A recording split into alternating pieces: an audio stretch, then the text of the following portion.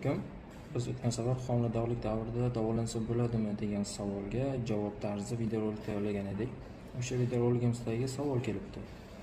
Homiladorlik vaqtida tish og'risa, stomatologlar tishlaringiz sog'lom deyishyapti. Homiladorlik sabab og'rishi ham mumkinmi? Ha, albatta, homiladorlik davrida tishlaringiz og'rishi mumkin. Bunga sabab nima?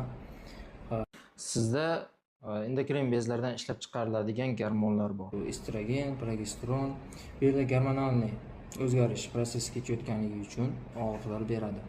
Sabab nima? Qon aylanishi tezlashadi. Sizdan bola vitaminlarni oladi. Bu yerda kalsiy yetishmasligi mumkin, ba'zi vitaminlar yetishmasligi mumkin. O'shaning evaziga tishlaringizda, milklaringizda chustvotenniy oshadi. Sezuvchanlik oshganligi uchun og'riqlar beradi. Davolangan tishlaringizni tag qismi ham zirqirab og'riyotgandek bo'ladi. Bu homiladorlik davridan keyin homila tug'ildi, undan keyin og'riqlar qolish ehtimolligi bor. Sabab nima? Gormonlar o'z holatiga qaytadi, vitaminlar o'z holatiga qaytadi, chustvotenlar pasayadi. Pastga tushgandan keyin sizda og'riqlar o'z-o'zidan to'xtaydi.